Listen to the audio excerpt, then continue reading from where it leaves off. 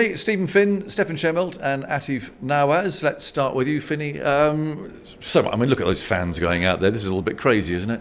I'd like to know the electricity bill, because they've been on almost since the first day of the last test, when everyone knew that it was lush and green and a batter's paradise here. So they've tried to figure out a way of breaking this pitch up. And all the words and the noise coming out of the camps is that it will probably start as a decent batting track, but it's that deterioration as the game goes on that Pakistan are clearly desperate for. They've had patio heaters, they've had giant fans, and even some wind shields as well, I think, to funnel the wind through onto the pitch. So it's going to be fascinating to see how it unfolds. I think that the really interesting thing is, not once have we heard England complain about this pitch. They've not said, oh, woe is me. They've not cursed their luck that pitches are being prepared like this. They're just pulling their socks up and getting on with it, which I think they should actually be commended for. Yeah, that's true. You've been talking to people in the camp, haven't you, Steph? There is not a complaint at all.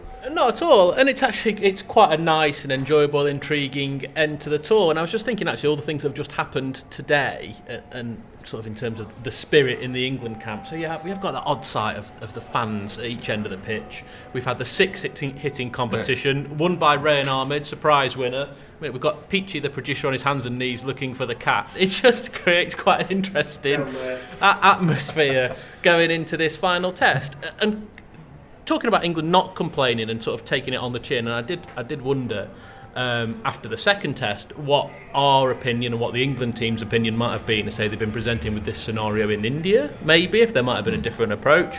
But you looked at the two teams today and you had on one side of the square England having loads of fun and really relaxed, and when Shoaib Bashir hit a 6, he was the most popular 6-hitter of the day. Then on the other side with Pakistan, all very serious. We heard from Jason Gillespie, a very odd press conference where he wasn't sure what he wanted to say, and almost regardless of the result of this game, we know that England will leave in a good place, and we weren't entirely sure what sort of situation Pakistan will be in. Yeah, it was a bit of a crazy build-up to the last Test match of Pakistan, Atif, wasn't it? They won the game. Have things calmed down since then? I think they're still a bit of a transition. This is what Shan Masood has been very keen to stress as well, that Pakistan cricket fans, the whole fraternity has to be a bit patient. Like, that one match might well turn out to be an anomaly, but for the time being, there's a bit of a power struggle happening in Pakistan cricket. Selectors doing things we sort of see coaches and captains doing, and coaches and captains feeling like they just can't express themselves or have that kind of level of control perhaps that they used to. It does feel a little bit like Pakistan's shown their cards a little bit in terms of what they want to do. They want to commit to the same strategy that helped them win the second test, which is like a slow wicket that will hopefully take turn early in the match. And I think the preparation sort of sums that up. But from an England perspective, obviously you feel like this is going to be a challenge. It's the kind of challenge you want to see a team face in Test cricket, and whatever happens when they get on that flight back to England, there'll be a much stronger team for it. Right, lots to talk about. First of all, though, I've been sitting down with the England captain, Ben Stokes, and I asked him if England could kind of shrug off what happened last week in Multan. Was it a one-off? Oh, I don't think you'd shrug it off. You're obviously out there, representing England and stuff like that. But look, I think the longer that game went on, obviously the trickier and trickier the conditions got. Chasing down that total was always going to be difficult. But we had to go out there with a method, and we all felt that we went about it in the right way to give us the chance of chasing that down, because it was obviously very favourable spinning conditions. But yeah, look, we did bits, just not for long enough in sustained periods in terms of building partnerships and stuff like that. But I think when you look back at that test, it was pretty extreme conditions. Very enjoyable to watch because there was always something happening. But yeah, I think it sets up this series great, and looking forward to getting going tomorrow. Yeah, but what do you take away in terms of technique? If this pitch does take spin, and it looks as if it might, what do you take away from that match that you would try and do again, or perhaps not do again? Oh, I think when the pitch started to assist the spinners a little bit more, I think it's just identifying that a little bit earlier than what we did. It probably took us till about 4 or 5 wickets down in our first innings to identify that. That maybe using our sweep shots and cross-bat shots and putting the spinners back under pressure was a probably more successful way, well, giving you more chance in your favour. Because you've seen as soon as anyone started to try and dig in there with, just sort of playing with their bat, that's when the chances look to be created. But I certainly felt that slip when I was standing there to our spinners as well. I think just identifying moments in the game when maybe our way of operation needs to change. Explain the Rayan Ahmed selection here. Clearly, looking at the selection, you think that this could be a low-scoring game. Is a wrist spinner a luxury over another spinner, over another seamer? What was the thinking there? Oh, I don't think it's going to be a low-scoring game. I think it's one of those where the longer the Test match goes, the more the spin's going to come into the game. You look at the outfield as well. It's green, it's lush, and we're obviously very confident in our bowling unit to be able to expose when we get reverse swing. That's going to be hard to be able to come by out here. So, the longer this game on, I think the more the spin's going to come into it. And obviously, Rayan, the type of cricketer he is, the way that he loves to take the game on, wouldn't necessarily call it a luxury. I just think it's the sensible and right decision for this game. Yeah. And he won the 6-hitting competition, incidentally, here this morning, which looked like a bit of fun. But was there also some kind of range finding in that as well, as far as the boundary is concerned? No, not at all. That was, last training session here as a group before the game starts. And, it's been pretty same day over and over again in terms of, coming to the cricket ground, back to the hotel. Last training session all together. Get the good vibes going before we hit training properly before the game starts. So it was just a bit of a change up and get the lads having a laugh, and watching our S&C and physio go at it as well was good. And your coach, I don't think has had a net for a long time, and yet he beat you, Ben. Yeah. Tried to scare you away from that question with our physio and S&C there. Look, it's 2-0 to Baz now, but I'm getting into Collie there about looking after the coach a little bit too much. It looked a generous one he served up, to be honest. No, he did well. He was a good feeder. You just got to hold your hands up to the better man, but I'm still 20 odd ahead of him, so it's fine. Fair enough. Now, what about this pitch? Come on, I mean, I've never seen anything like this. Fans blowing, patio heaters, bed of nails has been run up and down it. What do you think when you saw it? Pretty similar to you, I think, Aggers. Not too sure how it's going to play, initially. I think it probably looks like it's going to be a good one, but as I've said, I think the longer it goes, the more spin's going to come into play. I mean, look, it's fair play to them for using the home advantage. They've obviously come off the back of a good win, two spinners who are full of confidence, so they'll be looking to give them maybe more assistance here, but obviously that can bring us into the game as well. And that's the thing, as a last thought, I mean, to win this game, despite the result last week and despite what's going on here to try and make it harder for you, that would be a huge feather in the cap, wouldn't it? I don't know, look at it like that. I think just look at it, hopefully we can go out and play some more good cricket like we have done so far in the series, and it'd be great to be able to lead Pakistan again, winning a series, because coming to Asia and Pakistan in particular, where it just seems to be very hard to get a result or force a result, to be able to leave here with 2 series victories in the last couple of years would be very pleasing. Right, that's Ben Stokes talking to me earlier on today.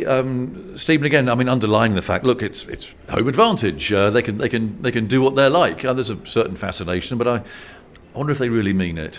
Yeah, I think maybe towards the back end of the test we'll start getting a better inclination what England really think about it. I think it's going to be a fascinating test match in the sense that we saw cracks on day one of the test match in Multan of the first test, and they didn't really open up, and it'll be interesting to see whether a similar thing happens here with those little cracks that are running down the pitch, those areas that have been scarified or raked, will they break up? I think there's going to be a lot of intrigue about it, but still looking at how lush it is here either side of the pitch. It's beautiful green grass, the whole of the outfield, so that ball's not going to get scuffed up, and sometimes it's those scuffed up corners of the seam that allow the ball to grip that little bit more. So maybe it's not quite going to be the same ragging turn that we saw last week, but hopefully I think everyone on both teams hopes that it breaks up a little bit as the game goes on and offers the bowlers something towards the back end of the game. Yeah, I mean, you don't want for a deciding test a turgid match, do you? But just to go through what basically has been happening here, I mean, you mentioned the windbreaks at either end, giant fans, patio heaters, blowing heat over the pitch, which has had this like a bed of nails run over it.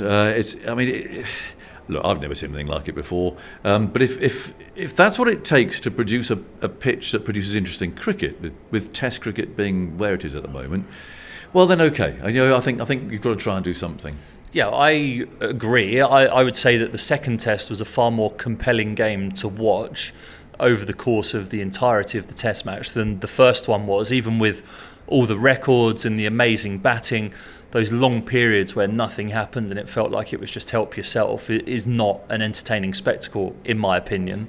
Caveated with the fact that I'm a former bowler, so I clearly enjoy seeing the ball move around a little bit. But certainly the drama when that light was fading and England were trying to block out to preserve their wickets when they'd lost a few in a cluster, it's those dramatic bits that you remember about test matches. So hopefully we'll get something as dramatic this week, and England will be hoping that when that coin goes up tomorrow, it doesn't feel like as much of a heavily weighted toss, I don't think. Well, that's key too. I mean, you don't want this game depending on a toss. No, and it feels like the last test, clearly Pakistan had to play well and bat well in that first innings to get themselves ahead of the game, but it felt like the toss had a significant impact on the course of the game, and especially with the timing of that deterioration. So hopefully that's not the same here, but clearly I think both teams will be quite desperate to win the toss and bat first.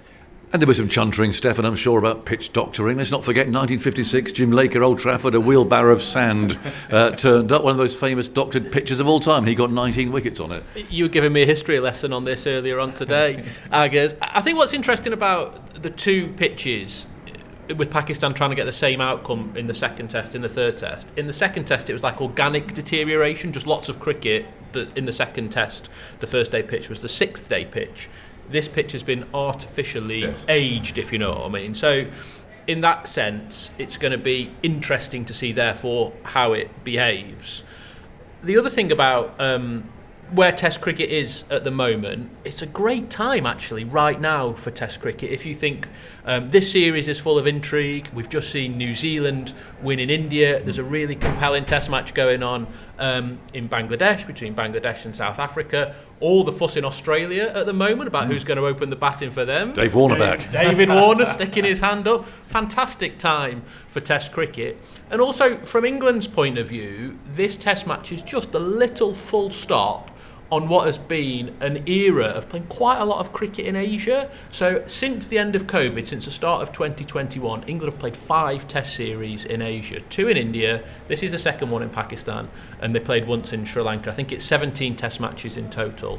After this, they don't come back to Asia until early 2027, a series in Bangladesh. So guys like Rayan Ahmed, will we see him play test cricket again for a little while? We might not, because there'll be no need for him, no need for a third spinning option. After this, England go back home, they've got series in Australia and they've got South Africa. The team will look very different. So for that reason, and of course the result matters, and of course England want to win, but I don't know how much they will take forward out of this game because their team looks so different as to what it will look like over the next 2 years.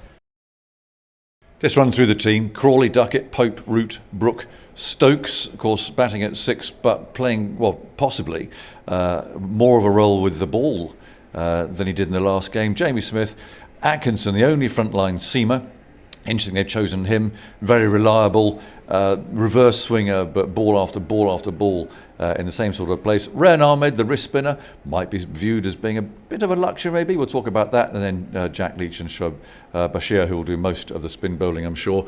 They could have chosen another seamer rather than Rayan Ahmed, couldn't they? But then Stokes made the point in that interview. Look how lush the green is. It's unlikely that there's going to be reverse swing, but like in the second test in Multan, Pakistan hardly used their wrist spinner. If it's a low-scoring game, it's a luxury. It is a luxury, but I think when England are looking at those close games, I think they're not necessarily looking at the runs per over that Rahan might go for. I think they're looking for the partnerships that he might burst open. Lower order players notoriously bad at playing wrist spin and googlies, and how quick he is through the air, I think will count as an advantage. I think also it's a nod towards how good Ben Stokes must be feeling about his body as well, because if it does necessitate that he ends up having to be that second seamer and England lose the toss and they're bowling first tomorrow on day one, he's going to have to take up a decent chunk of work, you'd imagine, especially in the morning session before that ball does get a bit scuffed up and there are a few footmarks on the wicket. So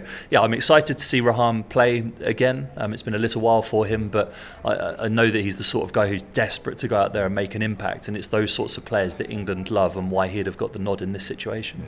I saw him the other day, he's looking a bit gloomy. I said, come on, Rehan, your chance will come. He said, I don't think it will. And then a few days later, here he is. What do you make of that choice, Steph? Well, I think Finney's right in terms of what it says about where Ben Stokes is tracking. If you go back a couple of weeks, I think we were wondering if even Ben Stokes would play at all on this tour when he missed the first test and Ollie Pope was captain. But then he admitted, look, in order to play, I've got to be able to bowl. He bowled 10 overs in the second test. If he opens the bowling here, it'll only be the third time in his Test career that he's ever opened the bowling for England, and the last time he did it was on this ground when England won that famous Test in 2022. So yeah, he must be feeling good. The other thing about the Ahmed selection is England have been keen to point out the runs that he does offer down the order. He'll probably bat at number 8. England rate him really highly as a batter. They'll also have fresh in their memory of when they picked him for that last Test in Karachi 2 years ago, when it was a bit of a free hit. England had already won the series. They wanted to look at him.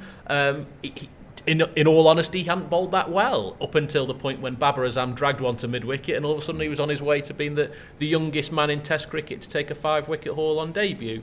So they like Rehan Ahmed.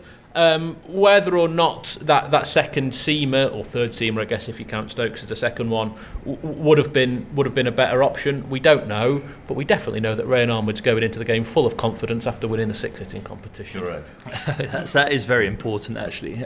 The other thing I think that's quite an interesting nod is the fact that Gus Atkinson has been preferred as the sole frontline seamer. You mentioned it briefly when you were reading the team out there before, but it shows how highly they regard him, I think. You look at his summer and clearly he took a lot of wickets, but the manner in which he was able to fulfil all sorts of different roles there, I think, has catapulted him right to the top of the tree and is an interesting thing to keep an eye on.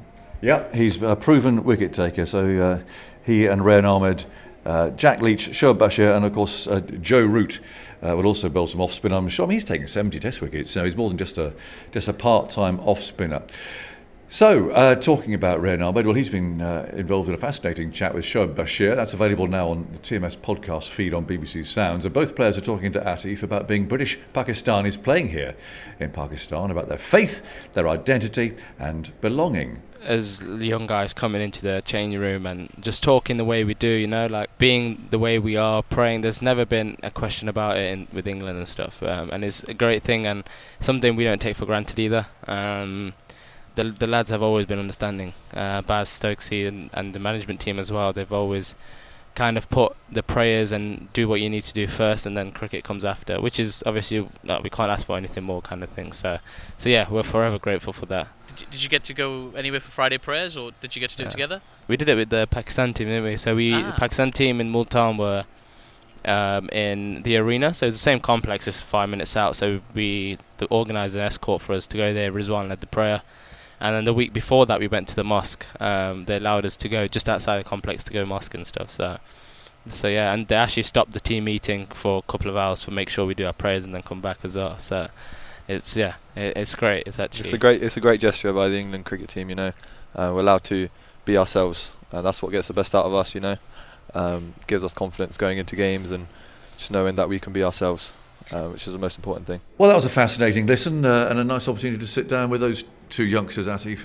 It certainly was. They were very, like I could tell that they enjoyed that opportunity to talk about, so many different things that they maybe don't often get asked about. Like it is an interesting thing to be, to come from to be second generation British or first generation British, and where your loyalties come from and how you process identity. But it was quite telling, really, how comfortable they both were, how much they felt looked after, how keen they were to express how accommodating the England team is, and how welcoming it is to every sort of anybody from any facet of life. They just want you to come, enjoy yourself, and play good cricket. It was an absolute pleasure speaking to them both. Right, well, you can hear it on BBC Sounds in full, but also during the tea break on the first day's play here. Now then, Atif, what about Pakistan? Jason Gillespie, you've been listening to his press conference up there. He doesn't strike me as being a very happy man at the moment, to be honest, the Pakistan coach. No, well, he wasn't even describing himself as a coach. He was describing himself as a match day strategist a little bit earlier, which I don't think is what's written on his PCB contract, but that's where he's at right now. He did, he was trying to be very diplomatic in that press conference, but it did feel like he was disappointed, a little bit outside of the loop. He wasn't even allowed to announce his own team. He did, it was sort of implied that he didn't know what his team was going to be. It's quite bizarre, really, for a captain and coach to be sort of that far out of the loop. But the extreme measure the Pakistan Cricket Board took at the end of their first Test match, which was considered sort of like enough is enough type moment after the Bangladesh whitewash and all the negative sequence of results they've had this year. It was like, right now we're taking control and you will do what we want you to do. Whether that's the right thing to do in the middle of a series is debatable, but again, the selectors will point at the result at the last match, and that sort of vindicated their style. And there is a little bit of optimism, but it's certainly not like rosy and smooth sailing at the moment in that dressing room, I don't imagine. No, it's not. I mean, it's unworkable, isn't it, Finney? I mean, the head coach, surely has to have a say in the team, and particularly the 11. I mean, he's going to leave a player out, but it's not his decision. How do you give any sort of feedback, encouragement? I mean, it just can't work, this. It doesn't feel sustainable, no.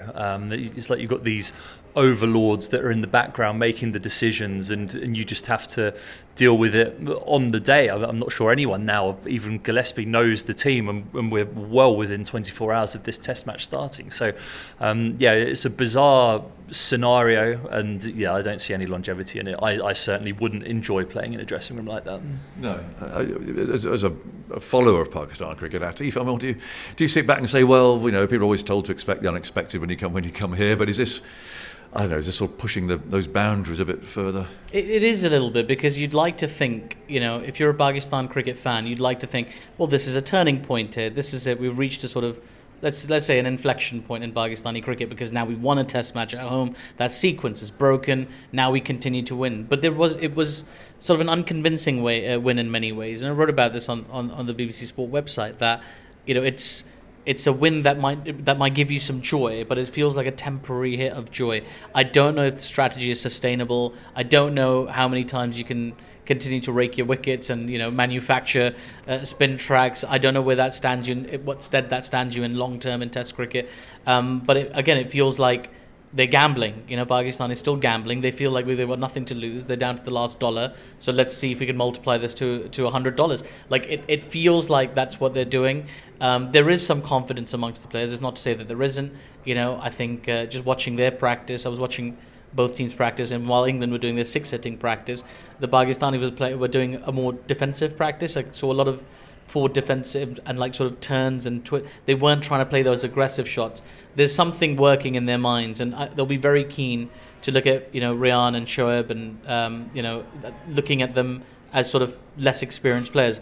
It's bizarre, really, because Shoaib's played 11 Test matches already this calendar year, but Rian hasn't played since February. They know this. They've been thinking about how to exploit that lack of experience, and they will have a game plan. It's just the bigger picture. Like, I think they'll be quite competitive in this Test match. I think it'll be quite close, and if they win the toss, I think they've got a very good chance of winning the game. But I think the bigger picture is slightly more worrying at the moment. Last word from you, Finney. Ben Stokes said if they come away from here having won the last two tours here, that would be something. And it would, frankly, and it's particularly up against the fans and the patio heaters and everything else. Yeah, this one will probably be a touch more satisfying, I think, given what they've had to encounter in the second and third Test matches. Clearly, that 3-0 victory, the previous tour here in 2022 was dramatic. It was amazing. But yeah, if they come away with a victory here with Pakistan trying to manufacture things the other way, they'll be very satisfied. He'll be doing one thing when he rests his head on his pillow tonight. He'll be tossing and turning between whether he's going to call heads or tails.